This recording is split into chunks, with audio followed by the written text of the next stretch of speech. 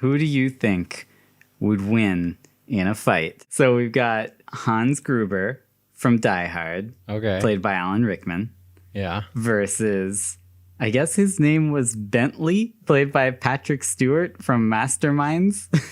Oh. I never even knew his name, but who would win? I mean, his name was Picard. Hans Gruber, we all know what he managed to do, right? Yeah, okay. He blew up one floor of a skyscraper. What a big deal. Bentley, Picard, managed to take over a bunch of an kids. entire school. Like a middle school. Like, how impressive is that? And then he got beaten by a middle schooler. He got beaten by Vincent Kartheiser. He had a big drill. He drove around in a go-kart in the sewers. He took off his shirt and randomly said, "United! United!" Yes, he did do that. I never really understood why. Dude, well, there we why go. are we doing a Die Hard episode? We could be doing a Masterminds episode. I really want to. We should do that next. Masterminds is like cheap cookie cutter Die Hard.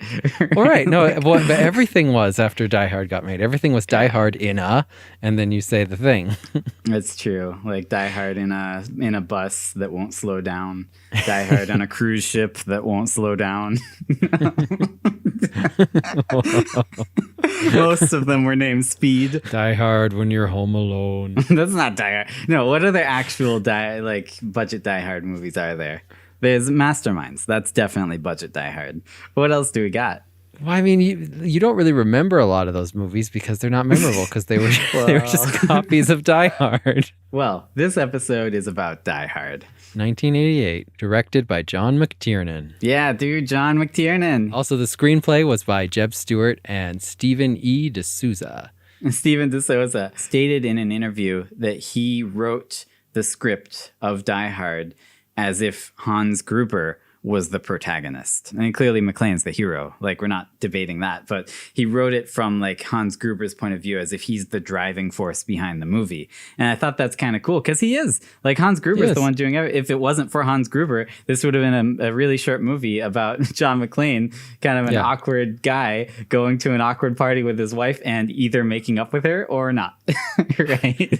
Yeah, probably not. Because he was actively sabotaging himself. He was really going off on her. Anyway, it's kind of cool if you think about it. Everything that happens in this movie is driven by Hans Gruber. He is the protagonist. And it's cool because, I mean, even though he's the hero, it makes John McClane into the villain because he's the one sabotaging Hans Gruber's efforts to achieve his goal, right? Right. It's kind of interesting. Sense. And it makes Hans Gruber a really good villain, though. Like, you can see his goals, you can see what he's doing to meet his goals, and you can also see where he's been thwarted. And you kind of want him to succeed because you can see he's trying so hard, right? Right, and he's Alan Rickman. And he's Alan Rickman. Yeah, no, I mean, that's a good point. And while I was watching it, I was thinking, like, if you told this from the reverse perspective, it's like a slasher. Like, there's this like grizzled retired ex-cop just in the building where you're just trying to pull a heist, man. Yes. And he's killing off all of your men. No, it's like Don't Breathe. Yeah, no, that's what I was actually thinking that. The only other thing I could think that's similar to it is Don't Breathe. No, that's exactly what I thought. Unfortunately, that's like way smaller scale. Like, I want to see one on the same scale as Die Hard that's like an action movie, but actually a slasher. I could totally see them making like a Die Hard huge budget heist movie as a Friday the 13th movie where Jason shows up in the building and starts killing why not? them all. He went to Manhattan. They would do that. That would be cool. I'd go watch it. I think one of the reasons that Die Hard is so great is because all the characters, even the background henchmen, all feel like people. And they accomplish that without giving them any backstory or dumb flashbacks or anything like that. They just feel real. And that's one of the reasons the movie works, unlike other action movies that kind of copied it. Do you think that comes from the movie being based on a novel? Because I think a lot of movies based on novels tend to have just better characters in general. But I don't know. What do you think? It could be. Yeah. So this was based on a novel called Nothing Lasts Forever by Roderick Thorpe.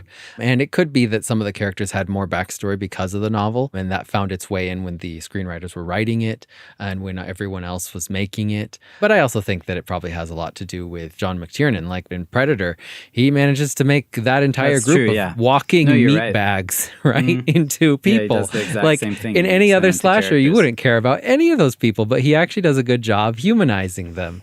And so you actually kind of care, even though you know they're walking meat bags. They're just going to get killed. So you think this is less about the writing, and not maligning the writing, because I actually think the writing in Die Hard is superb, but you think this is more about the directing? Yeah, I think so. Because like I said, in books and novels, a lot of times you get extra backstory about characters, like what they're thinking, and maybe they reminisce a little. You see their past. That's true. This, all of the hard to humanizing of the convey that. characters is done just through little things that they do in every scene, right? We don't know anything about their backstory. We barely know their names, right? Except that John writes a few of them down. But that's why, when I was watching it, I was thinking like, I mean, not to give Hollywood any bad ideas, but like with how much they've tried to milk the Die Hard franchise and with how expanded universes are so popular right now, like, why haven't they done a prequel about Hans's crew, like on their first... I was thinking the same thing, but then I got real sad because Alan Rickman's dead.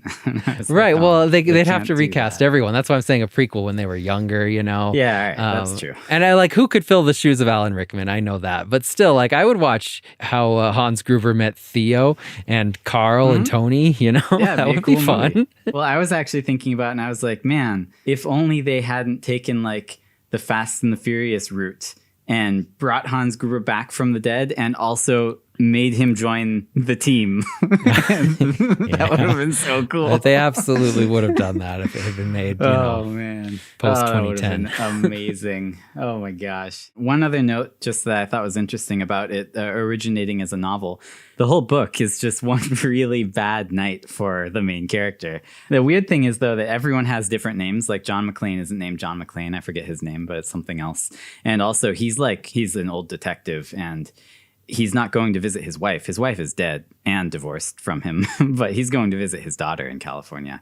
The terrorists are actually terrorists. Yeah. What I was trying to point out here is that book is actually a sequel, which makes Die Hard a sequel, because the prequel book, The Detective, also by Roderick Thorpe, was made into a movie called The Detective.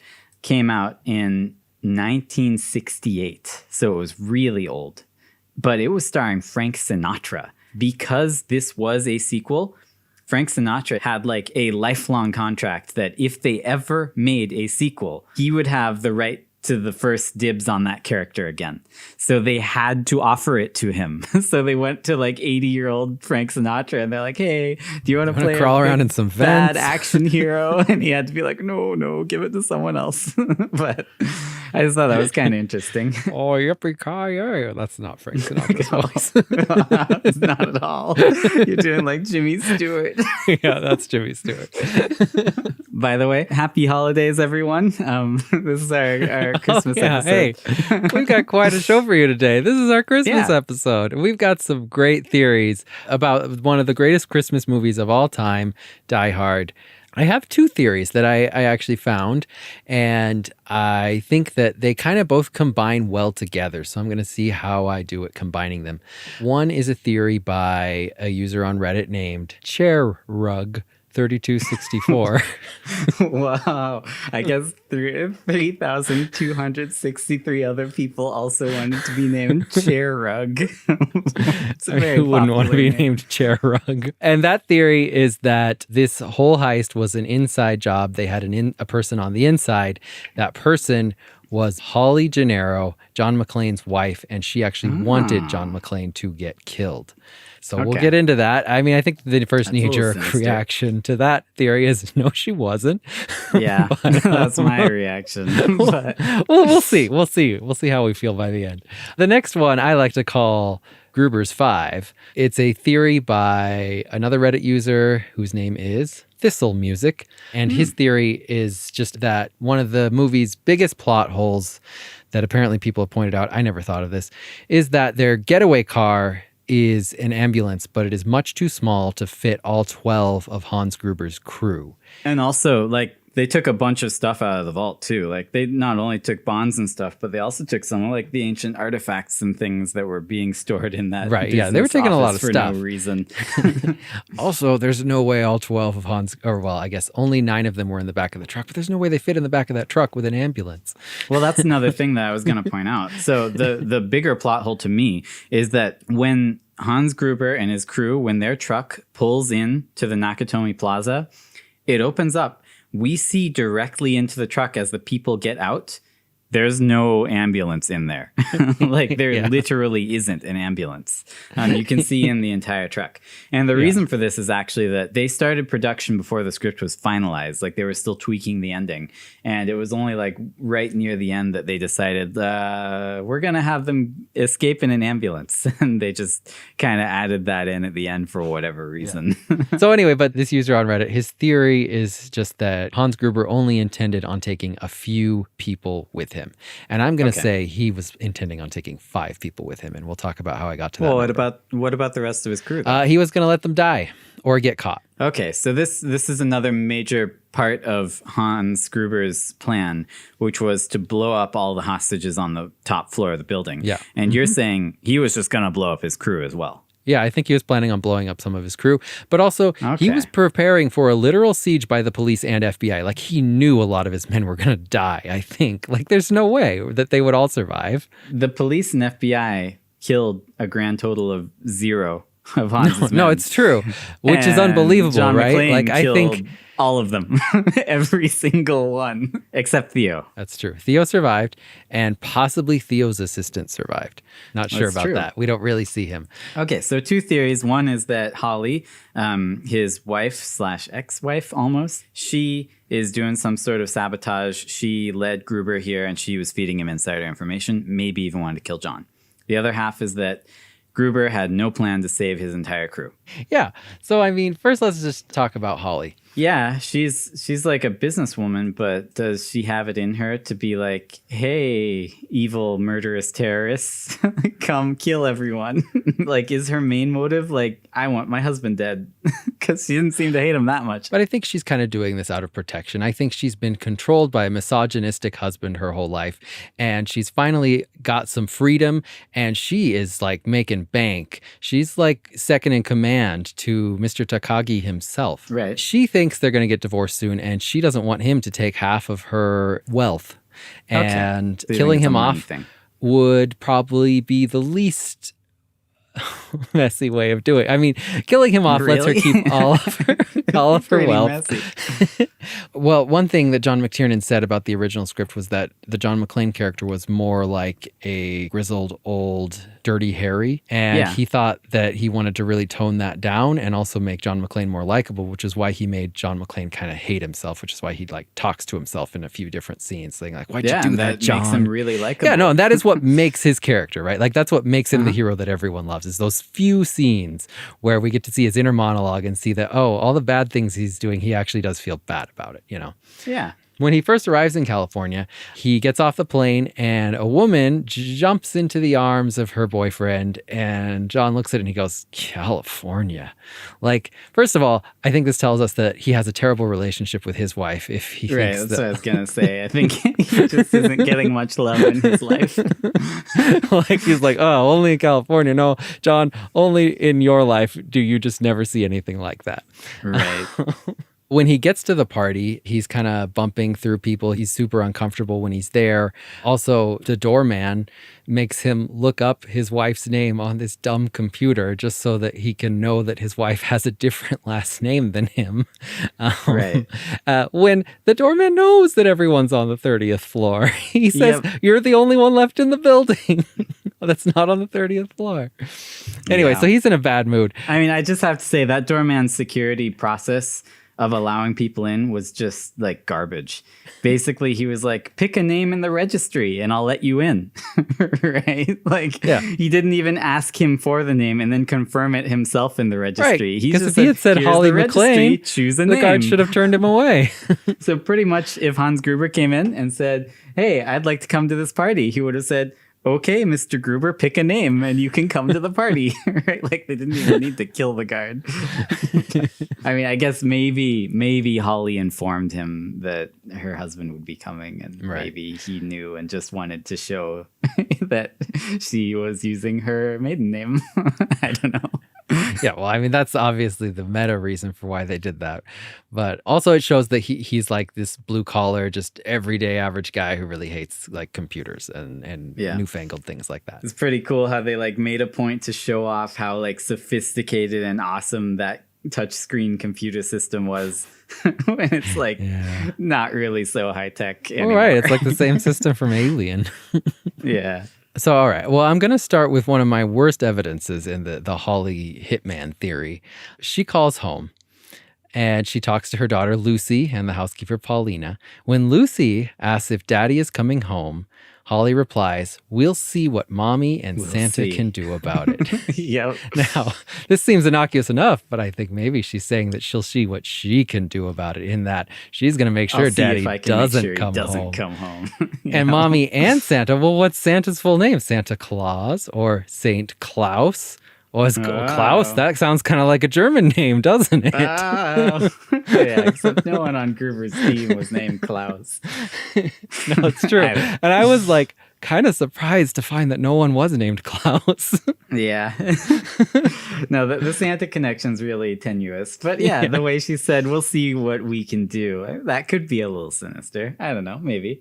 But then she does ask the maid to make up the spare bedroom just in case. Like, why would she do that if she's not planning on having him home? I think that's an alibi. Like, Paulina replies that she set up the guest room already. Holly knows Paulina set up the guest room already. I'm sure Paulina always takes care of stuff like that.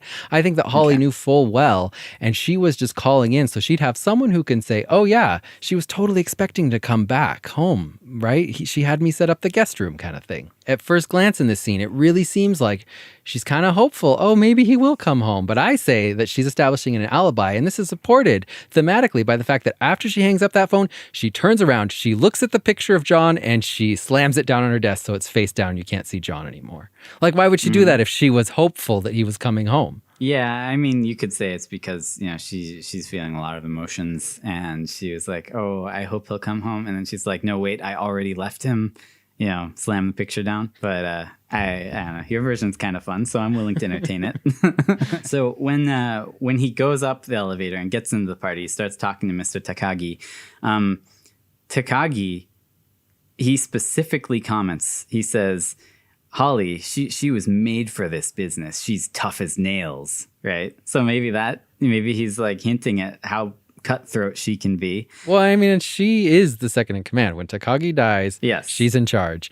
And as Ellis says, when Ellis is talking to McClane, he says, "This party is to celebrate your wife, Holly, because she closed this big deal." And they got her a Rolex. That's a big deal. Like, companies usually give out like a really nice watch or something to people as like their 50-year anniversary at the company, or like their retirement present or something, right? So, I mean, one thing that John McTiernan did say was that he turned down this script several times because it was about terrorists. He doesn't like movies about terrorists because he says that there's usually lots of terrible things in those movies. And so one thing he tried to add in this movie was joy, he said, which is why he set the song "Ode to Joy" is like the da da da da da da da da is like plays throughout almost every scene in this movie, right? But he didn't know that it was called "Ode to Joy" when he first chose it to add joy. All right, well, good choice. It made the movie very epic. The composer of the movie, when they told him that they wanted like reworks and remixes of "Ode to Joy," I guess he said to them, "I will massacre Bach, I will massacre Mozart, but I will not touch Beethoven." Apparently to him, Beethoven was like the untouchable music writer. But then they told him that, well, "Ode to Joy" was already used in Clockwork Orange. So someone massacred it, you might as well. And since that movie is so respected, it's okay for us to use it here. And I guess he was like, okay. I just want to ask. So, John, when he takes his shirt off in the bathroom, when he's like, "I want to get washed up," and takes off his shoes, he also takes off his shirt and he's just wearing a tank top and he's got a big bruise on his shoulder. What's with that? Yeah, well, I mean, clearly that's because his wife hit him. Again, she's violent. No. Oh, jeez. Oh, she wants to kill him. How could you? I mean, what other explanation is there? There you go. A beat cop certainly wouldn't have ever been in the altercation. Beat cop? Beat cop? She's beating him. Oh, no.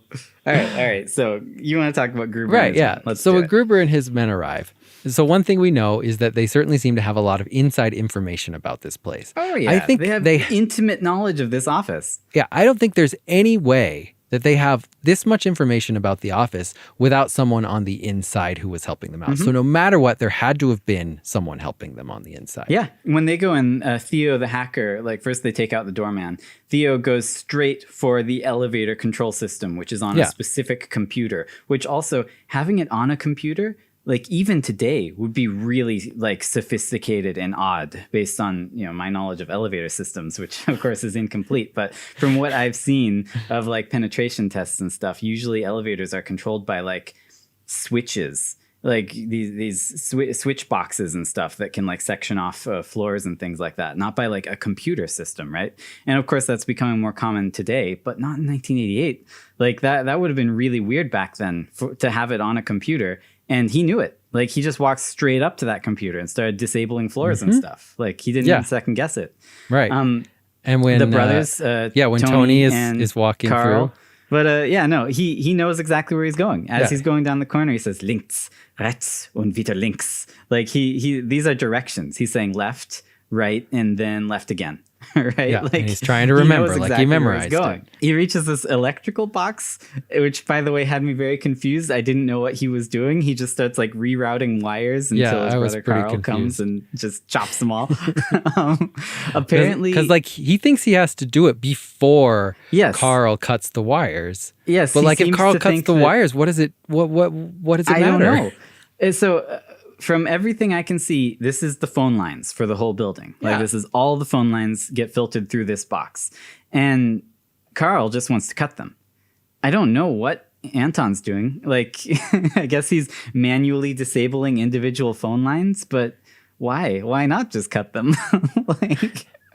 I mean, really he acts like he breathes a sigh of relief at the end when he managed to do it before Carl cuts all of them. Like the only possible explanation I could have is that they were planning to cut them all, but they wanted a few of them to still work, at least from like their command control center that they were going to set up. And yet they don't ever use them. Patched those ones out. And maybe it was like a contingency plan. I don't know. But he's like routing them into his own box that has a bunch of numbers on it. Like right. And that's what I'm saying is maybe he is setting up like their own personal phones that they're going to use to that could be because they don't have cell phones back then, right? Right. So and he that's could the only just be thing making I sure could they think have a of as line well. out. In the script, Tony and Carl were both very happy to just take a buzzsaw to it and cut them all in the script, in the original script. So I don't know.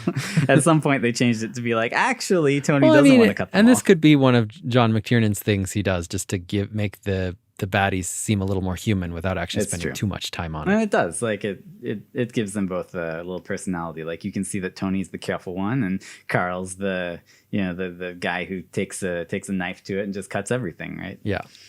So, but they have like intimate knowledge about this building. Like Hans Gruber knows that if he just takes the guard's badge and puts it up to the door, it will lock the doors. Like I wouldn't assume that that's what that would do. They also know that there are gates that can come down to fend off against a police siege, right? Yeah, that's pretty odd. So like some of this you could say maybe they, I don't know, bribed someone lower, but like they know intimate knowledge about that safe, which only the highest executives in the company, I believe, would know that, which would be either Takage or Ms. Gennaro. And so that's why I think she is the prime mole candidate here. I agree. So just to take a look at this from a security perspective, I already talked about penetration testing a little bit. Penetration testing is what you call it when you hire an external security company to test your systems to see if they can penetrate them. And the point of this would be to see if your systems are strong enough to stand up against an actual attack, or more importantly, to identify where your systems are lacking and then tighten it up. The idea isn't that your system will be impenetrable. The idea is that you want to get your system as close as possible to impenetrable by penetrating it over and over, right? A lot of the things that they know about this building are the things that a penetration tester would try to gain knowledge of while carrying out their test. For example, if the penetration test team wanted to know where the elevator security controls are, what they could do is have one team member get in the elevator and then pull the emergency switch. And then that would force the guys at the reception to go in and check the elevator system. And they could have another team member out there at reception watching while they do that, right? So I'm saying maybe Hans Gruber and his team have done little forays into this building already, checking and prodding different parts of the system. Stuff like Gruber knowing about the door lock mechanism could have been as simple as having someone go in, look at the brand on that little card reader, and then research it, right? Like just by researching it, finding the manual for that system, or even making a call to the company that made that system and saying, hey, we heard your system's really good. We want to install it in our building. How does it work? And then they'll explain, well, you see, the doorman will get a card, and when he beeps the card, everything locks down, right? So there are open source ways that you can gain knowledge about these things, or manipulative ways that you can gain knowledge about these things. Stuff like the route deep inside the building to get to the phone system, that's a little more like tougher to say how they got that knowledge unless they have already penetrated this building and been wandering around in there, which is also possible. But like you said, probably the easiest way that they could get this information would be through employees. And that is probably the first route that penetration testers would take. A security team would start doing phishing attacks and social engineering attacks on the people who work at the company. Holly would be a very good candidate because she's driven, she's ambitious, she's clearly rising in the ranks real fast, but also she's really new to the company. So she's probably not as loyal to the company, right? Like we know she just moved there to join this company specifically, right? She's only been there 6 months. Yes. Her ambition plus her lack of loyalty to the company, and, you know, maybe she could be persuaded to help you out, right? Especially if she had an ulterior motive. So it's not completely out of the realm of possibility that Holly was working with them. Now, I don't think that Holly would have known anything about the location of the telephone lines in this building. So I don't think she told them that. Right. But as a high-ranking person in the company, she could find that out. All she would have to do is ask someone, and no one's going to question her. The most likely thing that I think they got out of Holly is knowledge about the super secret and really strange vault deep in this building that probably only the highest of the highest people in the company know about. And that would be Holly and Takagi, right?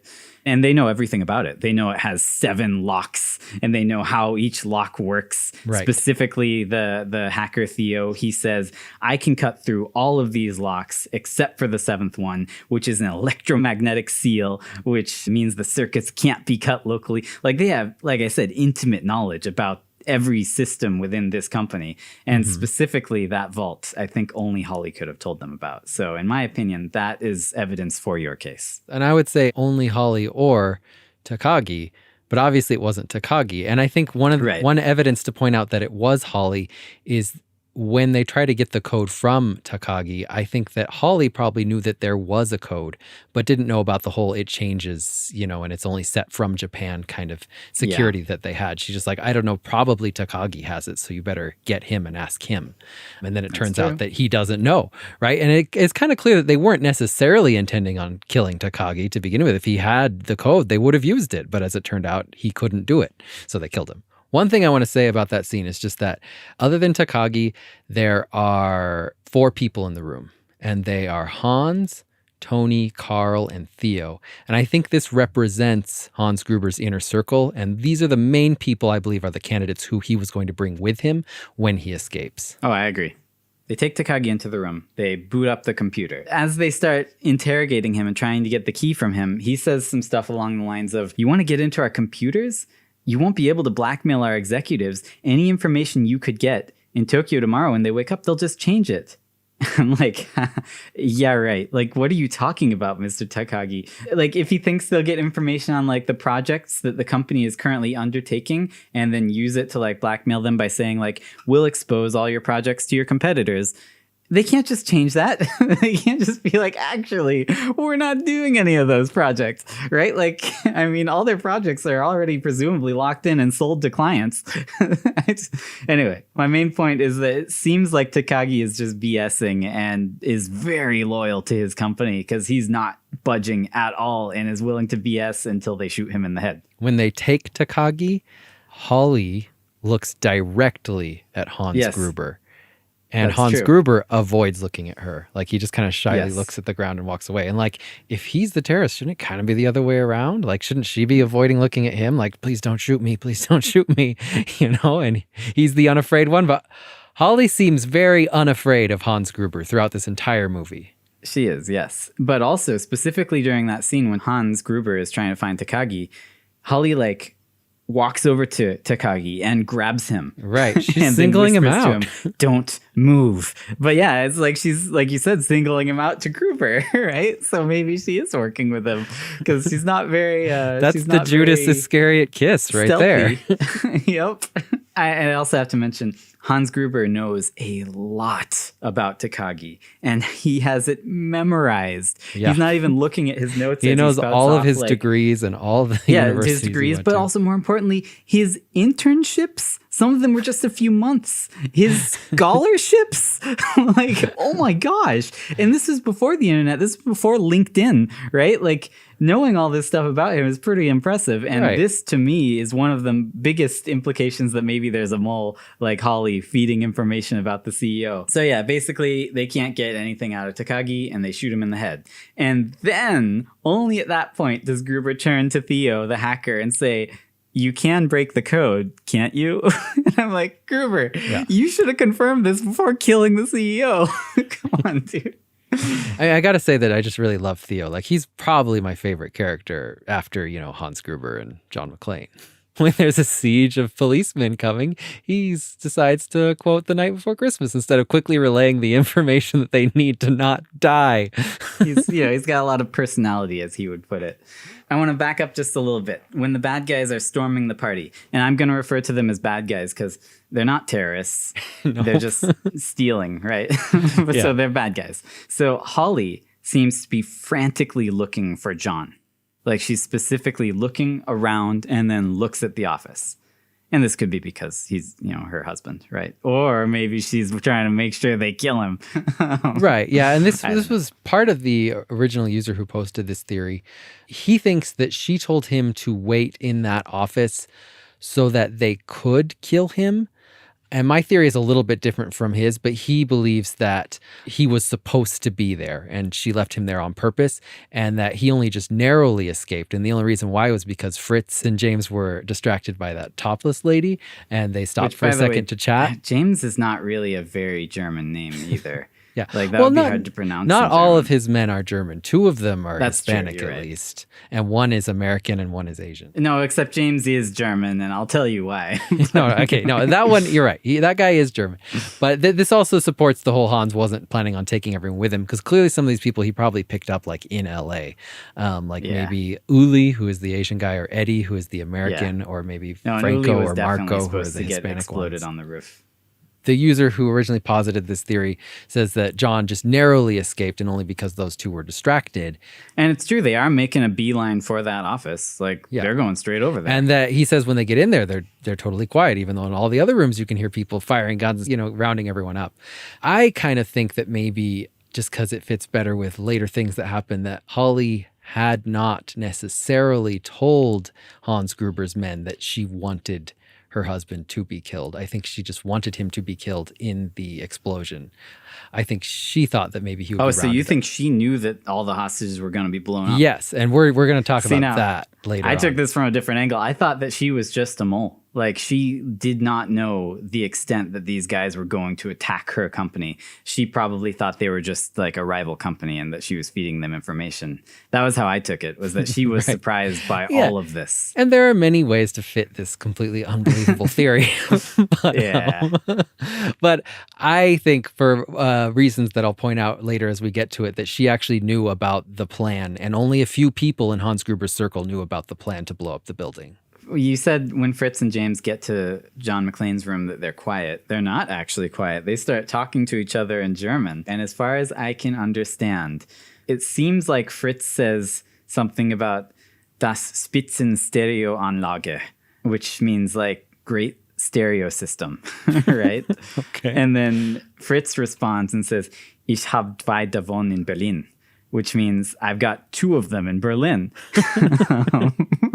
So, Whoa. And this kind of puts a hole in that part of the theory, because it sounds like they weren't expecting to find anyone and they're just admiring the sound system. Well, I'm not following that theory anyway, because I don't think that's what Holly's plan was. All right. So they kill Takagi. They know that they're going to have to burst through these 7 seals, which, by the way, do you think there's some kind of meaning behind the 7 seals guarding the They're vault? the 4 horsemen of the apocalypse. I mean, They kind of are. Hans, Theo, Tony, and Carl. And Holly. Oh, wait. No, wait. Holly is Judas, like you said. Right, yeah. So Tony goes to get John, and John kills him. It's funny that Tony assumes that Bruce Willis will not hurt him because he is a Oh, yeah. policeman. And there are rules for policemen.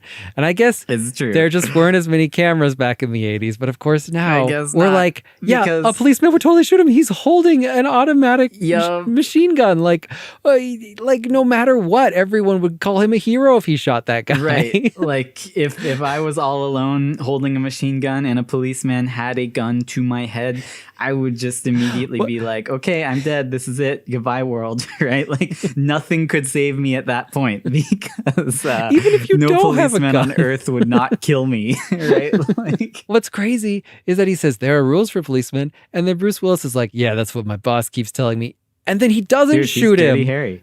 But like he doesn't true. shoot him. He Dirty just, Harry would have shot yeah, him. he totally would have. He just like attacks him with his hands and then Yeah. has a really bad fight. Like he could have easily died. Yeah. He really should have shot that guy. And he's fine shooting all the other guys. Except for the one who's like, no, don't shoot me. And then he doesn't shoot him. And then the guy's like, You next should have time you shot get the chance me." to kill somebody, make sure you do it. So yeah, he kills Tony. A little bit after that, Gruber is like giving a speech to the hostages. And the speech, to sum it up, is basically he wants them to decide now. What does he want them to do? Like- I think he's just intimidated. He's trying to sound Right. clever. He Like, won't be joining my us for guess the is rest that- of his life. Well, yes. No, my guess is that he's just trying to intimidate them into being afraid and servile, like subservient to him, right? It's at that point that Tony's body shows up in the elevator dressed as Santa with a bloody message on his shirt. And this was when I specifically had the thought that this is like a slasher movie, like what you said. Because like, oh my gosh, John Seriously, McClane, like, John, you freaking are psychopath. bloodthirsty. Like, No wonder your I wife mean, wants to kill you. I've never been in a situation like this, but if I had to like fight somebody just to save my own life and that person ended up dead, I don't think I would even consider dressing the body up as Santa and writing in blood on his shirt and sending him to his friends. Like, oh my gosh, you sadistic maniac. Well, and this gives credence to the theory that Holly may be protecting herself because she's afraid of John might off her first. And also, I'm just wondering, like, why he did this. Like, this doesn't help him in any way. Like, all he's doing is like No, he announcing could've his just presence kept and the announcing that machine he's gun. armed. Right? He just Like, wants at- Hans Gruber, he just wants to shake him up. Well, okay, so the reason he did it is because he's on the elevator and he wanted them to have a conversation and learn their names so he can Okay. psych them out later. That's true. That's true. All I can say is, yeah, they would have noticed that Tony didn't come back, but they wouldn't have known why. Right? So he could have laid low for longer and made them more Well, and confused. like, what good does it do when he psychs them out by knowing their names? Like, he probably would have been better off laying low. I agree. Like, for me, the only thing that this could end in is them knowing he's here and knowing they can talk to him would logically end with them killing people to get him to come out. Right? Yes. And I'm like, so maybe just lay low longer, dude. Well, You're putting the hostages think- in jeopardy. This says something about John, right? Like, he hates to be the one who's not in charge. So he needs to take some power back for himself, right? This is why he hates that his wife has a better job than him, right? Because now she's the one in charge. Okay, back to that. Yeah, no, I mean, he clearly does have some sort of animosity towards I mean, his wife, she says to him, at least towards I know her exactly career. what type of wife you imagine me to be or whatever. But maybe that's just her being a little extra hurt that he didn't support her, right? Yeah. Like, it could be that he already had his career when she started hers, and maybe he feels like he didn't get supported, right? I think it's a little more complicated relationship problem than just like he's evil. Right. No. I'm not saying he's evil. So she clearly is considering getting him out of her life, whether it's permanently or not. I don't know. There's two random, just really random shots that I wanted to discuss real quick. And one of them is before Tony dies, John McClane gets up to the floor where it's under construction and he's wondering what he's going to do. And he looks across at a high-rise apartment and there's just a random shot of like a woman walking around in her robe. Yeah. Like, It's pretty weird. Why right? is that there? No payoff there. Well, like it should be something that implies what happens next, which is him setting off the fire alarm, right? Or something. Right. I don't know. I'm just very confused about that. But there's another similar shot where he kind of does a double take at a woman. Well, first of all, it happens at the Christmas party where there's like a woman who bumps into him and then kind of glances back at him flirtatiously. And then there's a third one where he's in like the elevator maintenance hallway and he walks by that like porn poster and does kind of like a double take at it, like, huh. Like it's just they have several random times where he does a double take at like a random woman. Dude, there's one more that you forgot when he's disembarking the plane and he has to squeeze past the flight attendant. The flight attendant. Yeah, they do this several times. He looks back at her specifically. And that scene was actually longer originally. They cut it. Originally, she stopped him and said something about, shouldn't you have a ticket for your passenger? And she points at the bear. And then he says, oh, it's all right. She's underage. And then the flight attendant says, I'm not. And then they walk away from each other. No wonder they cut that. That's a weird thing to say. The whole thing is creepy. That's like the character he played in Unbreakable. I was getting some real Unbreakable vibes by that. I couldn't wait for him to take off his wedding ring and get rejected. Unbreakable's so good. We got to do an Unbreakable episode. I mean, we got to do a whole universe episode on that. This is a completely almost different theory. Maybe just throw it away. But perhaps John McClane has had an affair in the past. I mean, when he's talking to Al, he's like, she never heard me say, I'm sorry. Well, what did he need to apologize for? I mean, like, sure, they bicker, but did he do something really bad? I mean, he's constantly, glancing at these women all over the place. Are they trying to perhaps imply something about his character? And I kind of think that they are. Maybe he didn't have an affair, but they are implying that he had an affair or something. But also it might just be like when he gets there and they're alone in the bathroom and they chat and they start to like kind of come together again, like they're talking and it's going well, and then he kind of ruins it by like chewing her out for having a different last name. It could also just be that he lashes out at her sometimes for things that don't really matter when really he should just say, I'm sorry. And I do. It could just be that. Also, but I agree. A likely it could interpretation. Also be that he's cheating. Okay, so the next thing I wanted to talk about is both Holly and Ellis's meetings with Hans Gruber. At one point, Holly is talking to Ellis. I want to go through this whole conversation because my theory here is that Ellis and Holly are both moles and are working together. Holly seeks Ellis out and she turns to him and says, something's wrong. And at this point, I'm like, oh, you think? What gave you that idea, Holly? The dead body dressed as Santa in the elevator? Clearly something's wrong. Wow, she's just a master of observation. This party isn't, as fun as it was a few minutes ago. Right. So Ellis turns to her and he says, what, cops? And then she says, John. And Ellis says, John, he's going to F this whole thing up. What's he think he's doing? And then Holly says, his job. Harry Ellis is like, that's BS. His job's 3,000 miles away. Without him, we'll still have a chance. We might be able to get out of here. And then Holly says, tell that to Takagi. And to me, it sounds like you could take it as like she's saying something's wrong with this situation. But it sounds even more like, because clearly something's wrong with this situation, she's saying something's wrong with our con, right? Yeah. Like she specifically went over to Ellis to tell him something's wrong. And then it's not like the cops, responses it's John screwing everything up. Exactly. And his responses aren't what you'd think. Like, if I was at this party, I would be like, yeah, something's wrong. We've been taken hostage, right? But no, he immediately is just like kind of low talking to her and being like, what is it? Is it the cops? Right? Like, it doesn't sound like he's excited that the cops are there. It's like, cops? And she's like, no, it's John. And she's not excited about what John's doing either. Everything about this conversation sounds like they are scheming and John is messing up their schemes, right? And it's at this point that Ellis starts to have the idea that he needs to go and talk to Gruber, right? Right, yeah. And that's what I want to talk about. Now, I think it is possible that Holly and Ellis are working together in some capacity in whatever she's trying to do. I don't think that Ellis has any contact with the terrorists. And I think the reason for that, the reason I come to that conclusion is when Ellis goes in to talk to the terrorists, Hans kind of clearly doesn't exactly like him and also ends up shooting him and just kind of like knows that he's totally BSing him, right? Now, when Holly goes in there, though, Hans does everything that she says, right? And I think he kind of gives her a look when she comes in, like, what are you doing? Like, you're kind of blowing your cover here. And I think the reason for that is because he needs someone who is with the hostages, who can take control of them and can also know what is going on with them and tell him what those hostages need to stay calm, which is exactly what she's doing when she comes in, right? Like she comes in and tells him exactly what the hostages need at that point in order to keep them calm, which is what Hans wants. I think the reason they kind of keep up this facade of not knowing each other is because Hans is not taking all of his men with him, right? Not everyone is in on the whole plan. And so I think they kind of need to keep that up in case, any of his other men are in the room who aren't coming with him.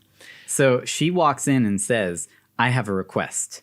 And then he looks up and says, what idiot put you in charge? Right. And then she says, you did when you murdered my boss. Now everybody's looking to me. Personally, I'd passed on the job. I don't enjoy being this close to you. Right? This sounds like two people who know each other. Yeah.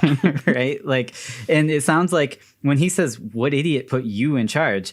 It sounds like he's almost maligning her for taking charge. Like, saying, you idiot, you shouldn't be in charge of these hostages because you're too close to this situation, right? And then she's like, well, you put me in a situation where I have to be in charge. So there, right? Right. Like, and she may not have known that they were going to kill Takagi, right? Because she thought he had the password. Yes. So, and then at that point, he relents and says, go on. And she says, all right, we'll need a couch for the pregnant woman. We need to go to the bathroom. And he keeps, like you said, just going along with it. He's like, okay, I'll bring out a sofa. Is that good enough? And then she's like, yeah, that's good enough. Now take us to the bathroom. And he's like, yes, it will be done. Anything else? And we know based on her conversation with Ellis that because of John, things aren't going according to plan. So it would make sense that she needs to come in and talk to him and be like, hey, we need these things. I understand why they may talk to each other like they know each other. Why do you think he yields to her? Do you think she's in charge of the entire operation? I think it is possible that she is in charge of the whole operation, or that she kind of maybe thought it up and brought him in, and he kind of thinks he's in charge. Like, I feel like they both sort of think they're in charge, but ultimately I kind of think that she thought up the whole thing. So you think she was the mastermind? Yeah, a little bit. I mean, I think that they worked together on the thing and that Hans is definitely the one in charge of his crew. But I kind of think that she came to him with the idea. We know that she is a master negotiator from having closed this huge business deal that they're celebrating. So she would be able to negotiate something with this exceptional thief.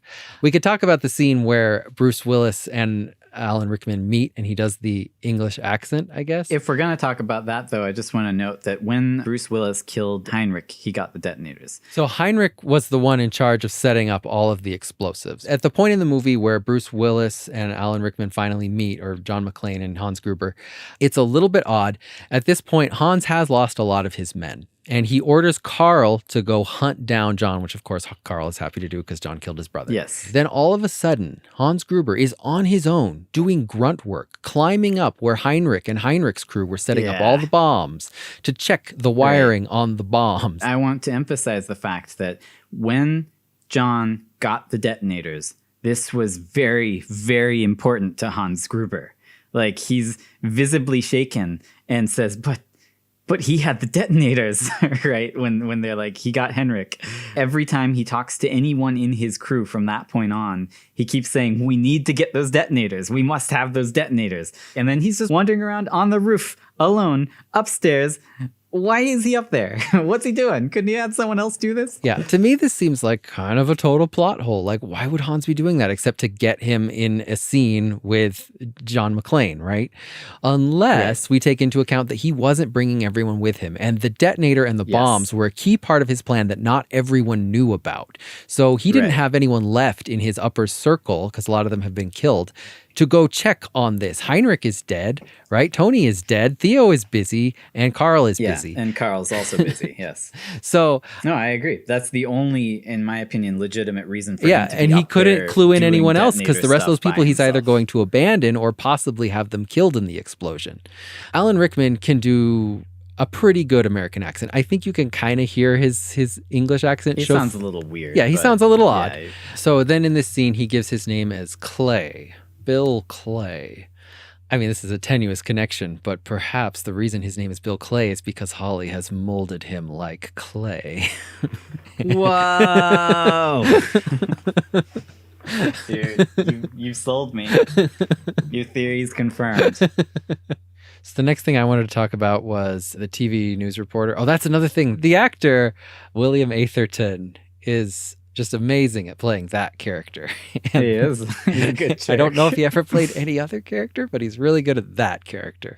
So they have some stuff with, the reporter and then the TV. But at one point, there is an expert on the TV talking about Helsinki syndrome. This is like an educated expert, and he kind of comes off looking like a doofus and an idiot. And then we cut to John, who's like this really down-to-earth guy who saves the day, And what he's saying doesn't happen in the movie. He's like, hostage and the terrorist go through a sort of psychological transference and a projected dependency. A strange sort of trust and bond develops with that situation where the hostages have embraced their captors and after their release even correspond with them in prison. Right. Why is this in this movie except maybe to make fun of educated people? Or I think it's supposed to be kind of one of those like expectations versus reality kind of things where expectations, everything's pristine and nice and controlled. And then reality, it's just, like a mess and everything sucks and everyone's trying to kill each other. But what two characters in this movie do form a trust and a bond and embrace at the end after their release? Al and John. Holly and John. was what I was going for. I thought you were going for Al and John because they specifically hug at the end of this movie. It's Al and John. It's the first thing they do when they see each other. It's true. And they've never seen each other. I don't know how they recognize each other. You sounded pretty fat on the phone. You must be. Oh my gosh. Oh, jeez. And you sounded like a total. He did tell him he did tell him the ingredients of a Twinkie just from his mind. So clearly he was getting those for himself. No, I was going. So wait, you're saying that John was holding Al hostage. No, this isn't about Al at all. Al should be removed from the movie, period. Dang it. Okay, what do you say? The only two people who really embrace, other than Al and John, is Al and John and Holly when they come out. And well, which one of them was the hostage and which one was the captor? Well, I mean, like Holly was working with the captors, so technically John was a hostage. Yeah, exactly. And so why are they having this explanation of Helsinki syndrome in the movie if it never happens, except that it actually does? That's what brings these two together is Helsinki syndrome. I mean, I think this is pretty decent evidence because there's really no reason to have that guy explain this entire psychological phenomenon unless, like you said, they're trying to show something under the surface. It's around this point, Carl, he comes back into the hostage area and freaking out, breaking some stuff. And the pregnant lady says, that man looks really pissed. And Holly goes, he's still alive. And the pregnant lady says, what? And she says, only John can drive somebody that crazy. Yeah, one interesting thing about this thing, though, is that she's not just like overjoyed, like, oh, John's still alive. She's kind of in disbelief. She's like, John's still alive. Well, I didn't expect that. But also, she doesn't sound outright hostile. She's not like, he's still alive. She is also giving a very backhanded compliment, though. Only John can drive someone that crazy. She's not outright saying anything good about him. No, it's true. So around here, we see a message on Theo's computer that says, electromagnetic seal engaged, no local access. And kudos to the writer, D'Souza and John McTiernan. Like, this is one of the moments that makes you feel the most for the bad guys is, first of all, they're clever and how the whole crux of their plan to get the FBI there and pretending to be terrorists was just to turn off the power, right? And then, like, that moment when it plays the Ode to Joy, like the vault is opening, like that does definitely add some joy to the movie, like John McTiernan wanted. No, you feel good for them. They got what they wanted. Like, it's the protagonist getting his goal, right? But there's an important moment here where he says, they touch down, we'll blow the roof. They'll spend a month sifting through the rubble before they find out what went wrong. I'll be sitting on a beach earning 20%. Yeah, 20%. Now, this 20% could possibly be referring to several different things, but I think it's referring to he is getting 1/5 of 100% of the cut. So he was planning on taking 5 people with him, including himself. Except that 3 of them are dead. I wanted to kind of go through and say what my theory is on who he was planning on taking with him and how that may have changed over the course of this movie. He was bringing Carl, Tony, Theo. That's 3. He's got to bring those 3 no matter what. And then who were the other 2 he was bringing? I would assume Heinrich, because Heinrich seemed to be the only one other than him who was in charge, and he knew about the plan to detonate the roof, which I posit that many of his crew did not know about that. And so I think Heinrich had to come with him. But then who's the 5th person? I have no idea, except maybe it was Holly, right? Right. Because she knew about the plan to blow the roof, supposedly, in my version. And no one else seems to be very particularly high ranking. Also, a lot of them seem to be people he just maybe picked up in the United States, right? I don't think he was going to take Eddie with him originally. I don't think he was going to take Uli. I don't think he was going to take either Franco or Marco. And then there are a couple other Germans, which you'd think maybe he was a little closer with them, but I don't know. He could have Fritz and James. And I thought that maybe as people died, he might have been thinking about taking others with him. By the time he says 20%, Heinrich and Tony are dead. Maybe he was planning on taking Fritz. I don't know. Yeah. Or it could be that he was planning on taking more than 5 people, right? Like, so maybe originally he was getting less than 20. They were going to cut it. Maybe Fritz was coming along. But after Tony died, now it's gone down a little. I don't know. Toward the end, he thought at that point in the movie, he thought he was taking 5 people with him. And I believe that they were Carl, Theo, and one of them was Holly. The 5th person is Theo's assistant. Even though he doesn't seem very important, he does seem to be privy to a lot of the higher level stuff in their plan. Yeah, I think his name is Christoph. So see, now the way I understood it, because he says I'll be sitting on a beach earning 20%, not I've already gotten it. Yeah, there are other ways to interpret that. I think like a really good return on like anything where you're investing in the stock market, a really good, average return would be 20% if you're investing in like a super good fund. I took it to mean we're going to invest these millions of dollars and just retire and live off of the earnings. But no, you're right. Earning 20% kind of sounds like it means something completely different than what I'm positing. But yeah, we're getting to the part of the movie where I think your theory kind of falls apart, and we'll see how you defend it. So it's at this point where the reporters do an interview with the kids, and Gruber sees it, Holly sees it, everyone sees it, and Gruber flips the photo up, sees John and Holly in the photo, turns to Holly and says, "Mrs. McLean, how nice to make your acquaintance." It seems like this is the first time he has connected that she is related to John McClane. Right. I guess that doesn't mean that she wasn't working with him. Maybe he thinks she's betraying him. This happens right after John finds the bombs himself, and he's trying to tell the police about the bombs.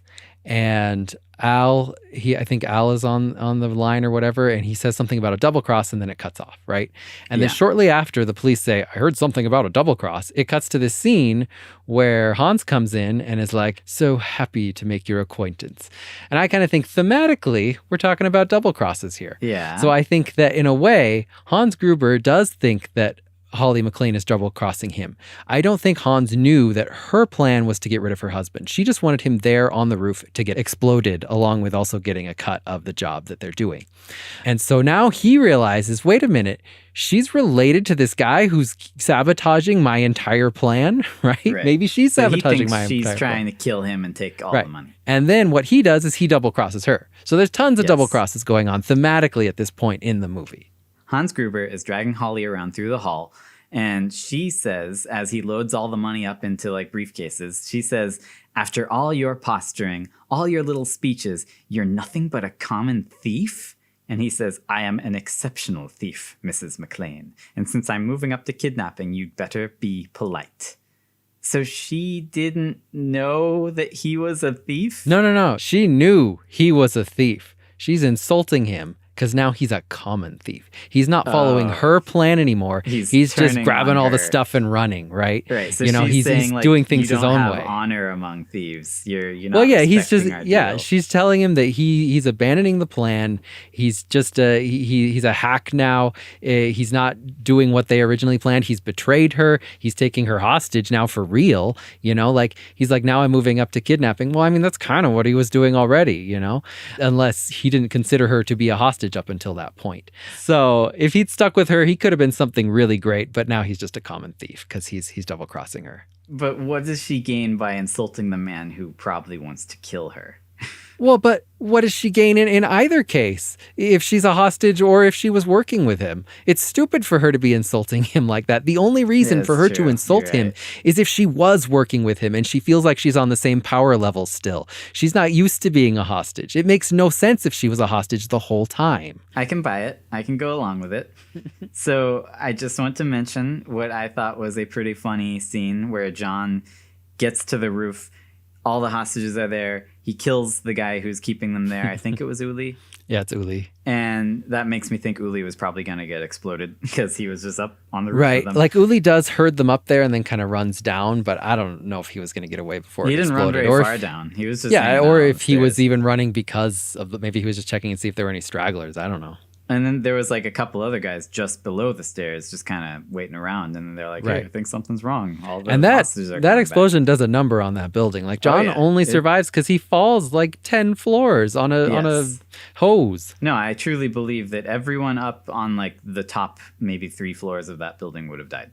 But what I thought was funny is John gets up there. He tells all the hostages, he says, this place is wired to explode. Get out of here. And then he sees the helicopter coming. He knows it's an FBI helicopter. And he decides the best course of action is to just wave a machine gun in the air and just fire it off like a crazy idiot. And then he gets mad at them when they do and then he gets mad when they shoot at him.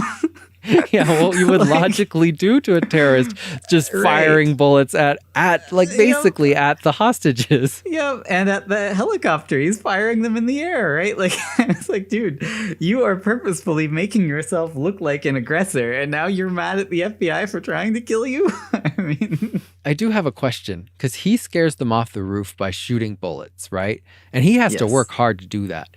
And that's a big explosion. Do we ever see any of them again? I didn't.